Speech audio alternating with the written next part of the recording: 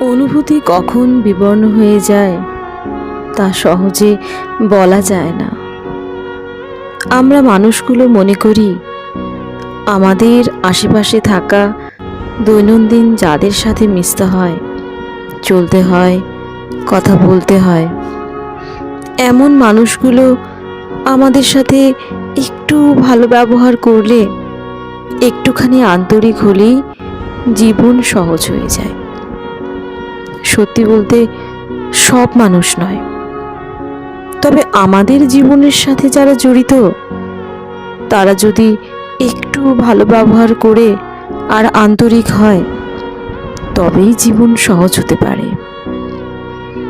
অনুভূতি তখনই নষ্ট হয় যখন জীবনের সাথে জড়িয়ে থাকা মানুষগুলো আন্তরিক হয় না। তাদের ব্যবহার আর আচরণ মনের মধ্যে এমন ক্ষত তৈরি করে যেটা অনুভূতিতে দারুণ প্রভাব ফেলে। আর অনুভূতি যখন নষ্ট হয়ে যায় তখন পৃথিবীর আর কোনো কিছুই ভালো লাগে না আসলে, না নিজেকে, না আর অন্য কিছু।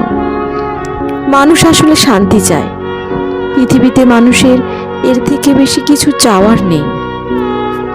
আর এই শান্তি ঠিক তখনই আসে যখন জীবনের সাথে জড়িয়ে থাকা মানুষগুলো হাসায়, আনন্দ দেয় এবং ভালো ব্যবহার করে।